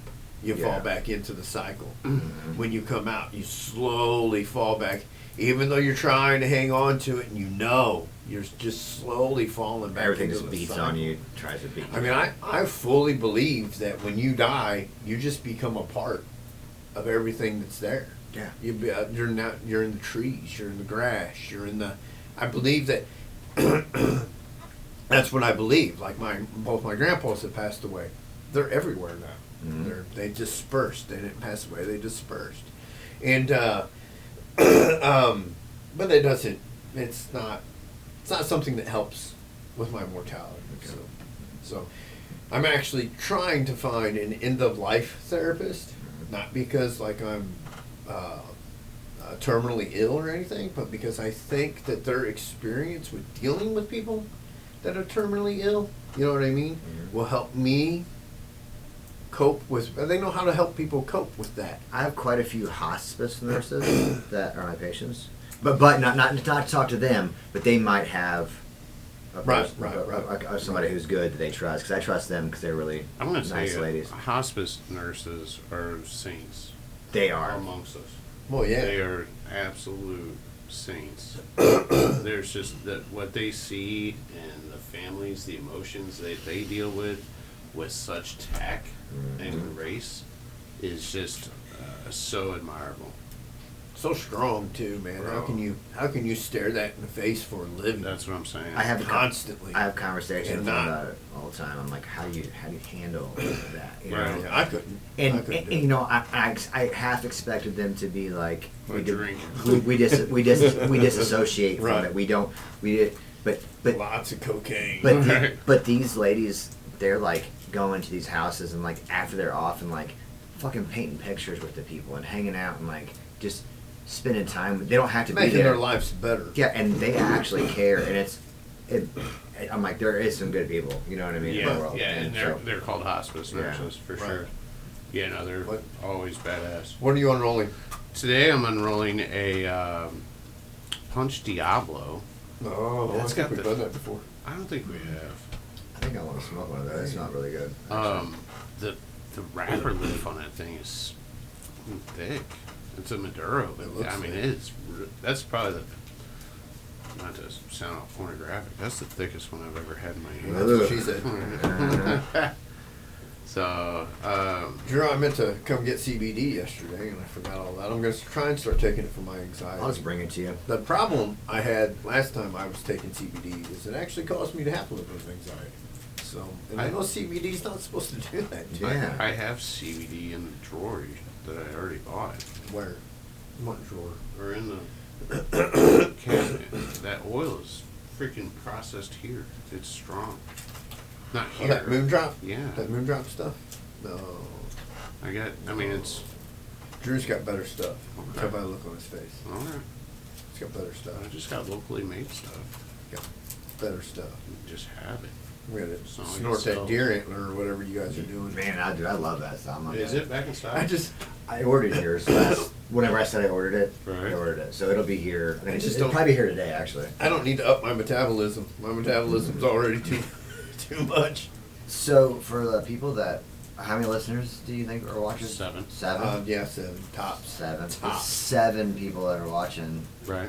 What was it? 6 episodes ago. Right. Chuck told us a story about how he went to ended up in Arizona. Is that Oh, right? yeah. So that made me yesterday at work, I was like, I want to get a shirt made for the show, and this is the shirt I got made because you were smoking peyote about it. Yeah. Right. So I made you one of the Oh. shirts if you want to show it to me. What's funny is that's like the greatest story I've ever heard. Yeah. Smoke peyote and And you wake guys, up would weeks think, you guys later. would think it's hilarious, and here I am with some sort of unanswered question. Like, what happened? You're the only one here right now that was ever raped by a whole van full of people. And has no idea it even Don't happened. feel anything. I was like, man, you woke up in a room full of naked people, and you're like tiptoeing out of this, Right. seeing this. Right. They ended up in Arizona, bro. like, where are you? I'm not sure, but there's no palm trees in St. Louis. So, Yeah. Right. Well, there wasn't no palm trees there either. Oh, It really? was sand and blistering sun, and like my lips cracked as soon as I opened the door, and it was terrible. Well, you hadn't drank anything in weeks. And that's possible too. That's such I a either great hadn't story. drank anything in weeks, or I'd only consumed alcohol in a Right. week. One of the two. Well, they just sucked you dry. Right. Right. I was drained. It chose poorly. DNA everywhere. Thank God nobody was dead. You know what? You can't do that now because there's too many smartphones. Right. Right. Yeah, you'd be on. I've been getting pictures. Oh yeah. Ah, shit. You go run for some office and a photo will pop up. Right. Pretty nice looking cigar. So, Yeah, go ahead. I ask dumb questions about this until I learn all the ins and outs and ask questions. Oh, I don't know. Could you use the filler to smoke in like a pipe? Yeah, Yeah. absolutely. Yeah. We used to have a guy that come in here. He shits too close to the house, Yeah, he does. and he would dig out of the ashtrays You know what that means? to put it in his pipe. Shit's too close to the house. Well, I know. Like, That's a Steveism. like don't shit where you eat. Is that the same thing? Kind of, yeah. So, Yeah, kinda. back in the outhouse days, would you put the outhouse next to your house? No. Oh, because Right. shit smells bad. Yeah. Right. So if you shit too close to the house, you're pretty fucking retarded. Right. So instead of saying the taboo things, Yeah. saying you're fucking retarded, you shit too close to the house. You can Right. you can use that one. I'll say that Steve's vagina. I mean eulogy. Steveism. He's got a bunch of those. Yep. Like Hobie out there, I think Hobie probably shits too close to the house. I don't think Hobie shits at all. He smokes so much weed. This $40 It's the- IKEA piece of wood has come in Is handy. it $40? We don't know. Did you go look it up? Well, I had to assemble it. I had to compress that wood, put it together in a vise. Right. Let the glue, let the glue, get hard. So, No, I have the stuff now, so That's only I'm $4. gonna come and paint all that shit. oh yeah. Then I'm gonna get a big unrolled thing for the wall. Well, you might have to ask Brad since he owns this stuff. Oh no. So Yeah. no, you can do whatever you want. Fuck Brad. Right. Fuck Brad. Where's Brad at? He's listening. Fuck Brad. You can do whatever you want. So Hey Brad, come here. Come here.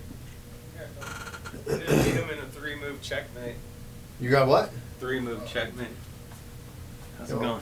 Why you always gotta fuck with my chairs? What do you mean? You know, you always, every time I come in here, this chair's over there, that chair's over there, this chair's over here. wait, are you I'm bragging some that you kind just of beat Hobie in crooked a ass- 3-move right. checkmate? Right. He's Usually high do as better. fuck, bro. Right. He He's normally high. beats me. He's I on just Pluto. I set it up. He's on Pluto, Right. and you're beating him at chest. Right. It's not a bragging Right. point. That's like when I beat this girl I in a think, race and she was 2 right. years old. I think the last time I was in here, I was talking to a lady about a wedding again. Uh, So like, if people are here and somebody comes to meet me about a wedding, I just step in here and sit at the table. so come June, whenever you take over the space, Mhm. will we still have a podcast room? Mhm. And would you want it to be this room or the It's next gonna be room? this one, Okay, so that or it might be this one. that's It always, just depends on when I get into the wall to insulate it, because right now we're getting a ton of noise through this wall. So So noise. I can hear the heater loud and clear. Right yeah, now. yeah, I know.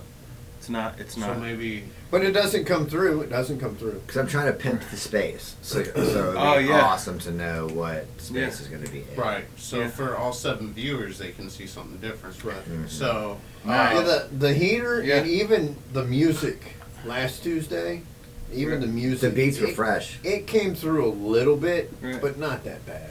Not that bad? No, it wasn't. See, that so bad. I was thinking though, if I move this to the next room, we wouldn't have that problem at all. And then I put a small recording booth here for Studio B. It'd be Right. away from the wall, but then I insulate the whole recording booth so it don't pick up sound, and then it's less stuff you got to insulate. right. So then the room over there. Yeah, probably. Okay. So why don't we just Hold pause off. for a Yeah. little bit? Yeah. Let me get the other humidor built. I'm not trying to be aggressive or anything. Oh no! I got black paint for this room right now. That's what I was going to paint. Yeah, so. yeah. I don't know if you've seen the. Mhm. It's slowly turning black. I just got 4 more cans. You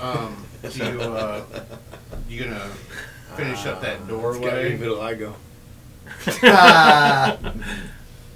Finish up that doorway in between the two Yeah. and paint that black too. Yeah, I'm gonna finish, go around, get all the pink done, paint this room black, It was notorious. ceiling That was the tiles. pink color, not pink. Notorious. It's pink, bro. It is pink.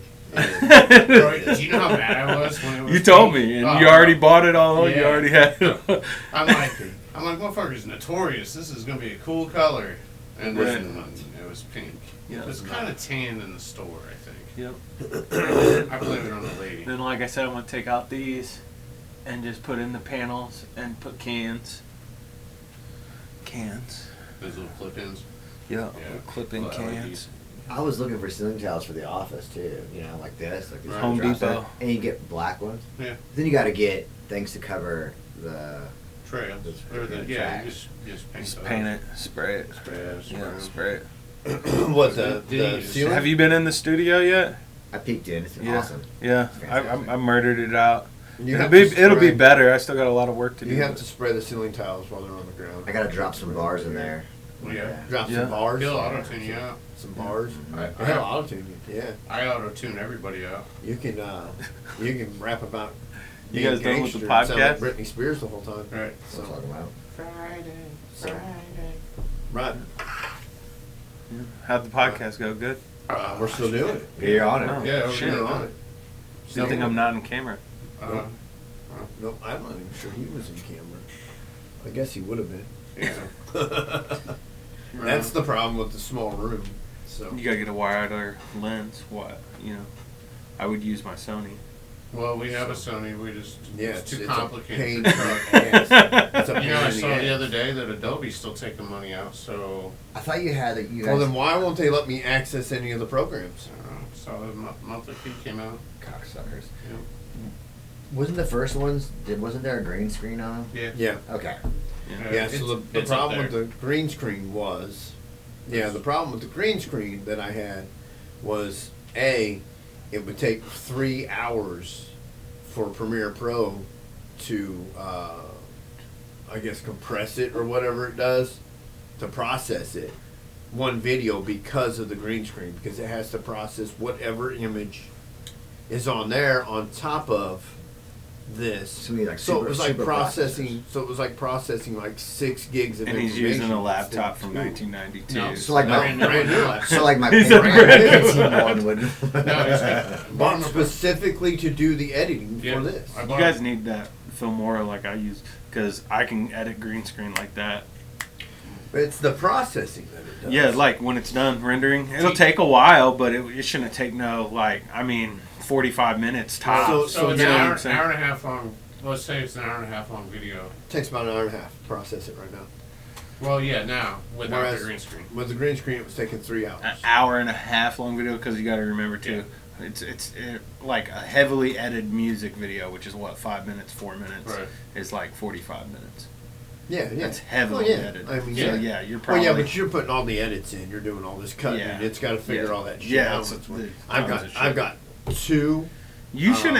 It shouldn't video take more than files an and hour. 2 You know what I'm saying? That's all hour I'm and a saying. half. With the green screen? With the green screen, shouldn't take more. Than an hour. Hour and a half. Well, I'm paying for Adobe Pro. Do you want to use it? Or do you pay for that already?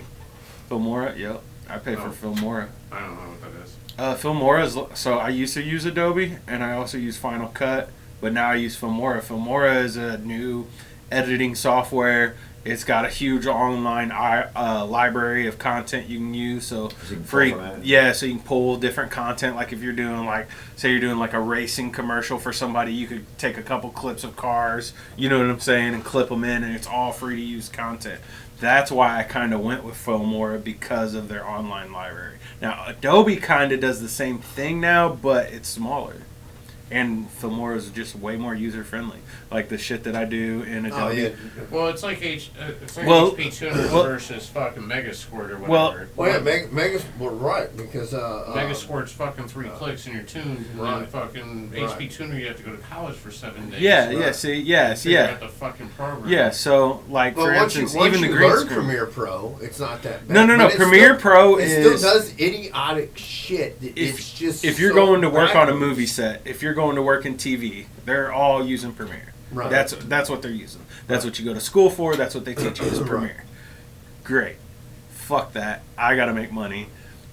I can take you. Say I want a green screen something. I can take you even without a green screen. I could cut you guys out right now and put your background with Filmora in one click. Really? Really? Yeah, Really? whereas with Premiere Pro, it Yeah, takes it's you an gotta- automatic you gotta find AI this. generated person. Right. It detects human faces, cuts them out. You gotta like, and it's- in Creative and in Premiere Pro, you gotta find this menu and this sub menu and that sub Yep, menu. and then hope you that got to it draw a works. dot, and then you got to put a dot around them and trace Right. them out and all kinds of shit. And then Trace- hope and you got to that do that works each right. frame. You don't have to do that for each clip. You got to do that for each Yeah. frame of each Yep. clip. and then hope that it works right. Because when you're done, if We're it like- doesn't work right, you have to find a different sub menu and this menu and that menu to fix it. Where like It's a pain in Filmora, the ass. they're using integrated AI technology, kind of like Instagram does with their filters and stuff like that, to where it sees a person, catches them on fire. You know what I'm saying? You get where I'm going there, but So what it's you're not saying- perfect. so wait, it's not so wait, I want to perfect. be on fire So wait. every episode. Yeah, So you right now, because Drew did some recreationals before he started Right. this morning, we can like make him like fuzzy and fucking Yeah. and just like Yeah. show that he's Yeah, he can be glitching. Like I could isolate him as a separate layer and just have him glitching in the chair where he's like fading in and out. Wow, That's perfect. I'm like, beautiful description. But yeah, so now is it perfect? It's not perfect right now because like when it works really good is like when I have my camera super focused on one object and the background's kind of bokeh. You know what I'm saying? So then it'll cut you out perfect. But if there's other people in the background, other movement in the background, then that's where the AI gets confused. So you got to know when to use it and you got to know how to use it. But I'm sure eventually the AI is going to catch up too, to where it's going to be fucking. I told the people on the film crew in Kansas City when I went down there to film last time, I said eventually our jobs are going to be obsolete. You're going to have an AI chat like Chat GBT or AI, and you're going to throw all your video things in there and say, this is a video or a podcast about cigars. We want this, this, and this, and the AI is going to edit it for you. all right. I think that's where shit's going. We Because, are- I mean, I basically have an app like that on my phone already called Video Leap, where I can take clips here, you know what I'm saying? Hit pre-mix, it'll mix it all together as like a little cool highlight reel. You know what I'm saying? So, like, it's getting there anyways. right. All right, Drew, you done? I am good, I'm bud. done. This was episode 67. Like, share, and subscribe. We'd appreciate it. Thanks for watching. Have a good one.